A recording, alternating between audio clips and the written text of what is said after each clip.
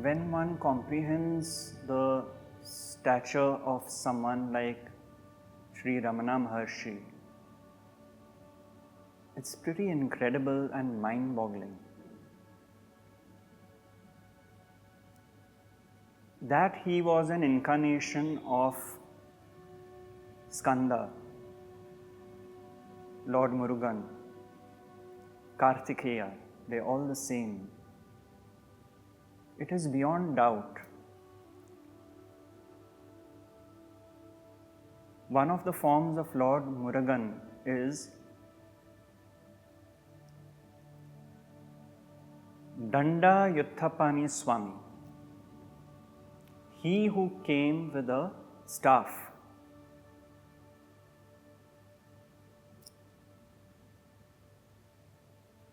And sat on top of a hill.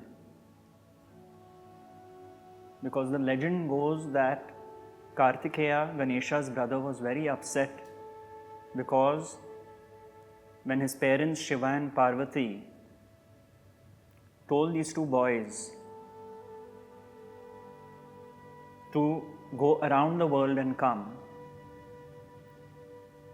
Kartikeya immediately took off, went all over. But what Ganpati did is, he went just around his parents and he said, "You are my world." So he got the fruit. So Kartikeya, being upset, went on this hill and did not move from there. This aspect of Lord Murugan is exactly Bhagwan Ramana Maharshi, with the loincloth, with the staff. And that staff is supposed to be the weapon of the Lord, which is a staff of light, to bring light onto the planet. If you look at the festival of Kartigai Deepam, which happens once a year on Arunachala Hill, where a beacon is lit, that is lit on that one night when the full moon aligns with the Kritika Nakshatra, which is the star, the biggest star in the Pleiadian constellation, so that it acknowledges the inflow of spiritual light coming in. So once again, we have it very clear that Kartikeya, Kritika, is so deeply connected to Arunachala, to Ramana Maharshi, and to just comprehend that in fact Bhagwan Ramana was an incarnation of Lord Murugan as recently as till 1950 is such a gift which we have been given on this planet. Such a simple being with a loincloth and a staff with which he used to walk around, and whose main communication was to inquire, "Who am I?"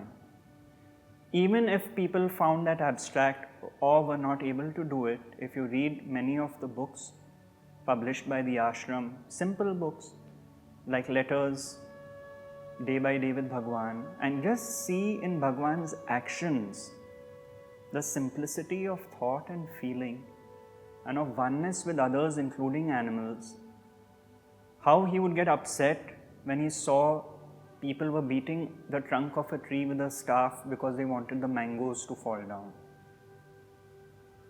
And he said, "What are you doing? Why are you harming the tree?" How when a cow which was coming into his room where he used to sit, one day in the morning he found it tied outside, and he got so upset that he took his own cot and went outside and sat with the cow, and he admonished his staff that, "How can you do this?" Seeing God in each and everything. These are such simple experiences. If someone was in that environment or reads about it, gets the deepest understanding. My own guru would say, beauty in simplicity. Nothing abstract, and in the actions of such beings. I remember years ago when I was in Tiruvannamalai, I met a lady who was quite upset and she was leaving Tiruvannamalai. And it's understandable, sometimes you don't like the environment, the energies of a place, you move on. So I asked her what was the reason, and she said, it's all fine, I visited the ashram, saw everything, but what was too much for me was to see samadhi shrines of animals, of a crow, of a cow, of a dog.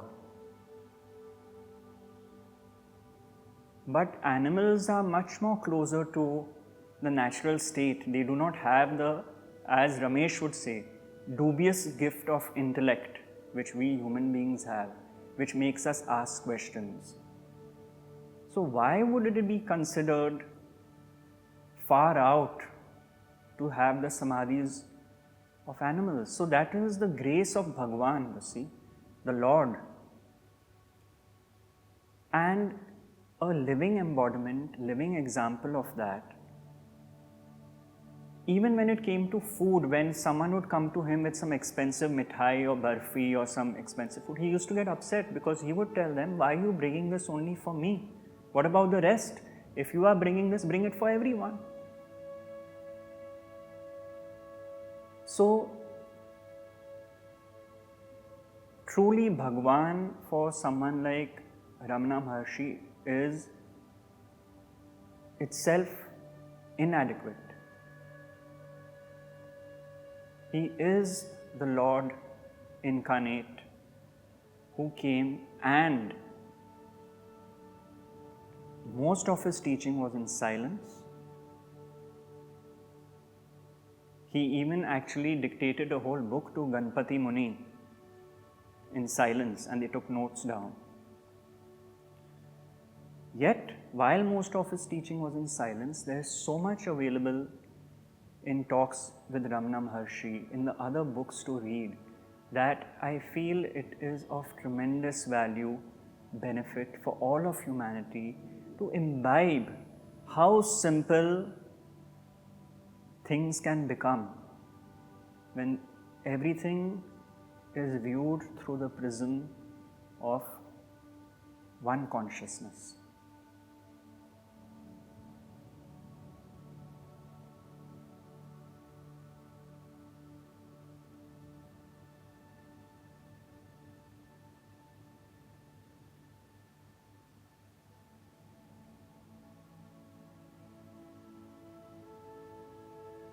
There was a sage called Vishudanand Paramahansa Dev. He had mastered the art of Surya-vijnan, the knowledge of the sun. And according to this science, anything in manifestation is a combination of some of the 360 rays of the sun. Anything. So he would sit with his disciples and he had a magnifying glass, and depending on the bhav, the occasion, whatever was going on, he was known to manifest by just focusing the rays of the sun, fruits, puppies, anything, which basically boils down to that we all are combinations of different rays of the sun. That is how similar we all are. So when the scriptures say we are bodies of light, we are truly bodies of light. And as Surya-vijnan says, first is the colorless light, then is the white light, then is the primary colors, red, blue, yellow, then is the secondary colors. And this science says everything in manifestation is made up of this.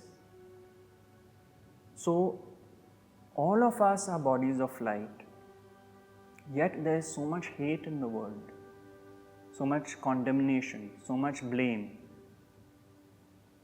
so much us versus them, me versus the other. This is my ideology, that is your ideology. When our very foundation, as both these sages, as an example, is that there is no difference, there is truly no other.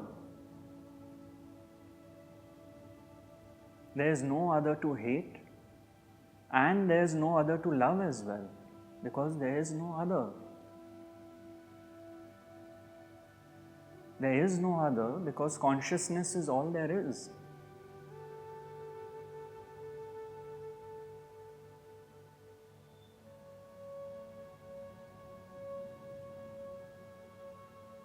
So we needn't wait for another Bhagwan Ramana Maharshi to come, because the entire teaching and living in action is there in his life.